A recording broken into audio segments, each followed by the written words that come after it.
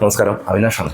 ഞാൻ ഈ വീഡിയോയിൽ പറയാൻ പോകുന്ന വിഷയം നിങ്ങൾക്ക് ഇതിനോടൊക്കെ മനസ്സിലായിട്ടുണ്ടാവും. അതുകൊണ്ട് തന്നെ ആദ്യം തന്നെ ഞാൻ പറയുന്നൊരു കാര്യം, ഇതിൻ്റെ ഇമ്പാക്റ്റ് എന്താണെന്ന് എനിക്ക് നന്നായിട്ട് അറിയാം. ഞാൻ പറയാൻ പോകുന്ന വിഷയം നാട്ടിലെ പ്രൈവറ്റ് ബസ്സുകാരുടെ കാര്യം തന്നെയാണ്. അപ്പോൾ അതുമായി ബന്ധപ്പെട്ട് ജോലി ചെയ്യുന്ന പലർക്കും ഈ വീഡിയോ ഇഷ്ടപ്പെടണമെന്നില്ല. പലരും ഇതിൽ വന്ന് തെറിവിളിയും തന്തകവിളിയും ഒക്കെ ഉണ്ടാവും. എന്തുതന്നെയായാലും ചില സത്യങ്ങൾ തുറന്ന് പറയുന്നതുകൊണ്ട് പലർക്കും എന്നോട് വിരോധം തോന്നുന്നുണ്ടെങ്കിൽ എനിക്കതിലൊരു വിഷയമില്ല, പറയാതിരിക്കാൻ വയ്യാത്തതുകൊണ്ട് മാത്രമാണ്. എന്തായാലും അതിൻ്റെ പേരിൽ നിങ്ങളാരും എന്നെ കൊല്ലൊന്നുമില്ലല്ലോ. പറയേണ്ട കാര്യങ്ങൾ പറഞ്ഞിട്ടേ പോകും. സാഹി കേട്ടിട്ടാണ് ഞാനിപ്പോൾ ഈ വിഷയം സംസാരിക്കാൻ വരുന്നത്. ഇന്ന് ഇൻസ്റ്റാഗ്രാമിൽ കണ്ട 2 വീഡിയോ, അതിലൊരെണ്ണം എന്ന് പറയുന്നത് നമ്മുടെ കോഴിക്കോട് അരയടത്ത് പാലത്തുണ്ടായ ഒരു വലിയ ബ്ലോക്കിൽപ്പെട്ട ആംബുലൻസിൻ്റെ വിഷ്വൽസാണ്. വല്ലാത്തൊരു അവസ്ഥയാണ്.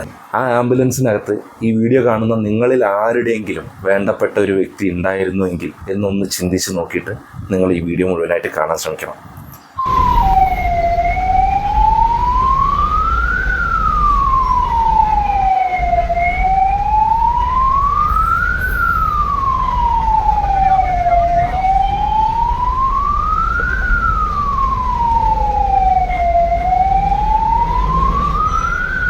പോയിട്ട് പോയാൽ പോരെ.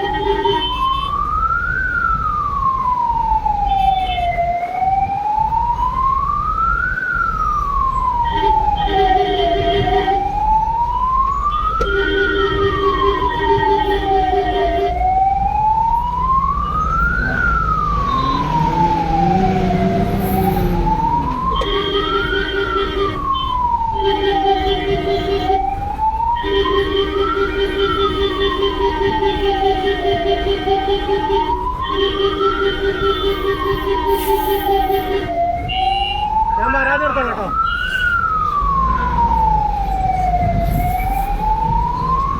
എത്ര നേരമാണ് ആ ആംബുലൻസ് ആ കുരുക്കിൽപ്പെട്ടതെന്ന് മാത്രം നിങ്ങൾ നോക്കിയാൽ മതി. ഇതൊന്നുമല്ല, ഇതിലും കഷ്ടമായ രീതിയിൽ കടന്നു പോകാൻ പറ്റാത്ത ആംബുലൻസുകളും ഞാൻ കണ്ടിട്ടുണ്ട് ട്രാഫിക്കിൽ. ഇതിൽ അവസാനം ആ ആംബുലൻസ് ഡ്രൈവർ പറയുന്നുണ്ട്, ഞാൻ പരാതി കൊടുത്തോളാം എന്ന്. ബസ് ഡ്രൈവറോടാണ് പറയുന്നത്. ആർക്ക് പരാതി കൊടുക്കാനാണ് സുഹൃത്തെ? നിങ്ങൾ ആർക്കാണ് പരാതി കൊടുക്കാൻ പോകുന്നത്? നമ്മുടെ പോലീസ് സ്റ്റേഷനിലോ അല്ലെങ്കിൽ RT ഓഫീസിലോ അതോ കലക്ടർക്കോ? നിങ്ങൾ കംപ്ലൈൻറ്റ് കൊടുക്കാൻ പോകുന്നത് ഗതാഗത മന്ത്രിക്കാണെങ്കിലും ശരി, കേരള പോലീസിനാണെങ്കിലും ശരി, MVDക്കാണെങ്കിലും ശരി, ആർക്ക് നിങ്ങൾ പരാതി കൊടുത്തിട്ടും യാതൊരു കാര്യമില്ലെന്ന് നിങ്ങൾ ആദ്യം മനസ്സിലാക്കുക. അങ്ങനെ എന്തെങ്കിലും ഒരു നടപടി സ്വീകരിക്കാൻ അവർ തയ്യാറായിരുന്നുവെങ്കിൽ ഇതുപോലുള്ള ചെറ്റത്തരവും കൊണ്ട് ഇതുപോലുള്ള ബസ് ഡ്രൈവർമാർ റോഡിലേക്ക് ഇറങ്ങില്ലായിരുന്നു. മറ്റുള്ളവൻ്റെ ജീവന് വില കൽപ്പിക്കാതെ രണ്ടറ്റം കൂട്ടിമുട്ടിക്കാൻ സ്വന്തം വീട്ടിലെ ആളുകൾക്ക് മാത്രം അന്നം വേണം എന്ന് കരുതി ഓടുന്നവന്മാരാണ് ഇവർ. ഇതിലെല്ലാവരും പറയാനും പറ്റൂല. കാരണം എന്താ വെച്ചാൽ ന്യൂനപക്ഷ ആളുകളെങ്കിലും നല്ലവരായവരുണ്ട്, അതൊരു സത്യമാണ്. പക്ഷെ ഭൂരിപക്ഷം ഡ്രൈവർമാരും ബസ്സിലിരിക്കുന്ന ആളുകൾ, ഈ ബസ്സിൻ്റെ ഡ്രൈവിംഗ് സീറ്റിൽ കയറിയിരുന്നാൽ എന്തോ കോപ്പാണെന്ന് കരുതുന്ന ഇവന്മാർ മനസ്സിലാക്കണം, നമ്മളും വാഹനം ഓടിക്കുന്നവരാണ്, നമുക്കും വാഹനം ഓടിക്കാൻ അറിയുന്നവരാണ്. എന്ന് കരുതിയിട്ട് മറ്റുള്ളവൻ്റെ ജീവനെടുത്തല്ല നിങ്ങൾ റോഡിൽ നിങ്ങളുടെ വീട്ടിലേക്ക് അന്നം ഉണ്ടാക്കേണ്ടതെന്ന് മനസ്സിലാക്കുക. എത്ര പറഞ്ഞാലും എത്ര കേട്ടാലും എത്ര കിട്ടിയാലും നിങ്ങളൊന്നും നന്നാവൂല എന്നറിയാം, മനസ്സിലാക്കൂല എന്നറിയാം. ആ സീറ്റിൽ കയറി ഇരുന്നാൽ നിങ്ങൾക്ക് വേറെ എന്തോ ഒരു പവർ വരുന്നൊരു തോന്നലാണ് നിങ്ങൾക്ക്. അത് നിങ്ങളുടെ വെറും തോന്നലാണ്. ബസ്സിലിരിക്കുന്ന 4 പെൺപിള്ളേരെ കാണിക്കാനോ റോഡിൽ കൂടെ പോകുന്ന 4 ആൾക്കാരെ കാണിക്കാനോ വേണ്ടി നിങ്ങൾ ഈ ഷോ കാണിക്കുന്ന സമയം റോഡിൽ നഷ്ടപ്പെടുന്നത് മറ്റൊരുത്തൻ്റെ ജീവനാണെന്ന് നിങ്ങൾ ചിന്തിക്കുന്നില്ല. പിന്നെ നേരത്തെ പറഞ്ഞ പോലീസ്, നേരത്തെ പറഞ്ഞ MVD, മന്ത്രി, ഇവരാരും യാതൊരു നടപടി എടുക്കാത്തതിൻ്റെ പേരിൽ തന്നെയാണ് ഇവന്മാർ ഈ ധാർഷ്ട്യം കാണിച്ചുകൊണ്ടിരിക്കുന്നത്. 100-ൽ 110% ഉറപ്പാണ്. സ്വന്തം പോക്കറ്റിൽ നിന്ന് പൈസ പോകും എന്നുള്ള പേടിയുള്ളതുകൊണ്ടാണ് നമ്മുടെ നാട്ടിലെ സ്വകാര്യ ചെറുവാഹനങ്ങൾ, അതായത് ട്രാൻസ്പോർട്ട് വെഹിക്കിൾ ഒഴികെയുള്ള വാഹനങ്ങൾ കറക്റ്റായിട്ട് നിയമം പാലിക്കാൻ ശ്രമിക്കുന്നത് ഒരു 80-90% ആളുകളെങ്കിലും. പക്ഷെ ഇവൻ്റെ ഒന്നും കയ്യിൽ നിന്ന് പൈസ പോകില്ല. കാരണം ഈ ഓടി പിടിച്ച് നാട്ടുകാരെ നെഞ്ചത്തോടെ വണ്ടി കയറ്റി അങ്ങ് എത്തി എങ്ങാനും തട്ടുമുട്ട ചെയ്ത് വണ്ടി പിടിച്ച് ഇട്ടാൽ പോലും മുതലാളിമാർ പൈസ എറിഞ്ഞ് വണ്ടി ഊരി കൊണ്ടുവരുന്ന ഇവന്മാർക്ക് അറിയാം. അതാണ് ഇവന്മാരുടെ ധൈര്യം. ഈ ഒരു വീഡിയോ ഞാൻ കാണുന്നതിൻ്റെ തൊട്ട് മുന്നേ ഞാൻ കണ്ടൊരു വീഡിയോ ഉണ്ട്, അതുപോലെ ഞാൻ നിങ്ങളൊന്ന് കാണിക്കാം. ഇത് ഒരു വ്ളോഗറാണ്, നിങ്ങൾക്കറിയാൻ മതിയാവും ഒരു പക്ഷേ. പുള്ളി കോഴിക്കോട് വന്ന സമയത്ത് ഉണ്ടായ ഒരു അനുഭവം പുള്ളി വീഡിയോ എടുത്തിട്ടതാണ്. കോഴിക്കോട് മാത്രം കണ്ടുവരുന്ന ഒരു പ്രതിഭാസം തെറ്റിത്തരം വെച്ച് കഴിഞ്ഞാൽ അത് പാലത്തിനകത്തൊക്കെ കണ്ടാണ് വണ്ടി ഓടിക്കുന്നത്. കേരളത്തിലെ ഏറ്റവും മോശപ്പെട്ട ഡ്രൈവിംഗ് ഉള്ള സ്ഥലം എന്ന് പറഞ്ഞാൽ കോഴിക്കോട്. ഈ പാലത്തിലൊക്കെ നിൽക്കുന്ന നിൽപ്പിൽ വണ്ടി തിരിച്ചു കളയും.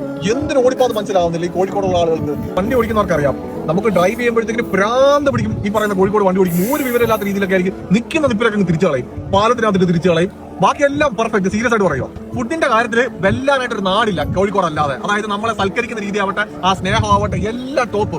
ഒരാൾക്ക് ഒരു ആവശ്യം വേണോ വെച്ചാൽ സഹായം, എന്തെങ്കിലും പരിപാടി വേണോ വെച്ചാൽ ഫണ്ട് റൈസിംഗോ കാര്യങ്ങളായിക്കോട്ടെ, അതിലാണെങ്കിലും ഏറ്റവും കൂടുതൽ അടുത്ത് പറഞ്ഞു തീർന്നില്ല കേട്ടോ.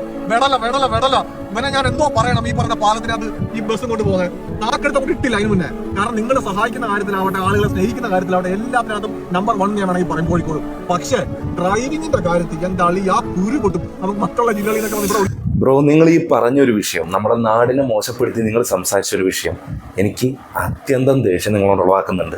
പക്ഷേ നിങ്ങൾ പറഞ്ഞ വാസ്തവമായ ഒരു കാര്യത്തിനോട് ഞാൻ യോജിക്കുന്നുണ്ട്. കാരണം നമ്മുടെ നാടിനെ, എൻ്റെ ഈ നാടിനെ, കോഴിക്കോടിനെ പറയിപ്പിക്കുന്ന ഒരു കാര്യം ഇവന്മാർ കാണിച്ചു കൂട്ടുന്നതിൽ വല്ലാത്തൊരു വേദന ഉണ്ട് മനസ്സിൽ. കാരണം നമ്മുടെ നാട്ടിൽ, കേരളത്തിൽ ഇതുപോലെ കോഴിക്കോടുള്ള പോലെ റോങ് ആയിട്ട് വാഹനം ഓടിക്കുന്ന ആളുകൾ വേറെ എവിടെ ഇല്ലയെന്ന് നിങ്ങൾ പറഞ്ഞു. അതൊരു സത്യം തന്നെയാണ്, ഒരു പരിധിവരെ സത്യമാണ്. അത് ഞാൻ അംഗീകരിക്കുകയാണ് ഒരു കോഴിക്കോട്ടുകാരൻ എന്നുള്ള നിലയിൽ. നിങ്ങൾ പറഞ്ഞ പോലെ ആതിഥ്യ മര്യാദയിലും ഭക്ഷണത്തിൻ്റെ കാര്യത്തിലും ഓരോ കാര്യത്തിലും കോഴിക്കോടിന് പല പ്ലസ് പോയിന്റുകൾ ഉണ്ടെങ്കിൽ കൂടിയും ഇതുപോലെ ഒരു നെഗറ്റീവ് പോലെ നാടിനെ പറയിപ്പിക്കാൻ, ഇതുപോലെയുള്ള ചെറ്റകൾ പോലെ നാടിനെ പറയിപ്പിക്കാൻ, അതുകൊണ്ടാണ് നിങ്ങൾക്ക് പോലും ഇവിടെ വന്നിട്ട്, ഈ നാട്ടിൽ വന്നിട്ട് ഈ ഒരു അനുഭവം ഉണ്ടായതും നിങ്ങളിത് പറയേണ്ടി വന്നതും. സത്യം പറഞ്ഞാൽ നമ്മളെ നാടിനെ പറയിപ്പിക്കുന്ന പരിപാടിയാണ് ഇവന്മാർ കാണിച്ചുകൊണ്ടിരിക്കുന്നത് എന്നുള്ളതിൽ ഒരു സംശയവുമില്ല. വല്ലാത്തൊരു വിഷമമുണ്ട്. എന്ത് തന്നെയാണെങ്കിലും ഇതിന് എന്തെങ്കിലും നടപടി എടുക്കാനുണ്ടെങ്കിൽ നമ്മുടെ ഈ ഭരണകൂടത്തിന് ചെയ്യാനുണ്ടെങ്കിൽ നിങ്ങൾ ചെയ്യണം. അത് ചെയ്തേ പറ്റൂ. ഇതുപോലെ റോങ് ആയിട്ട് വാഹനം ഓടിച്ച് റോഡിൽ ബ്ലോക്ക് സൃഷ്ടിക്കുന്നവന്മാർ കാരണം ഏതെങ്കിലും ഒരു തൻ്റെ ജീവൻ നഷ്ടപ്പെട്ടാൽ ആ പോയവൻ്റെ കുടുംബത്തിനേ ഉള്ളൂ.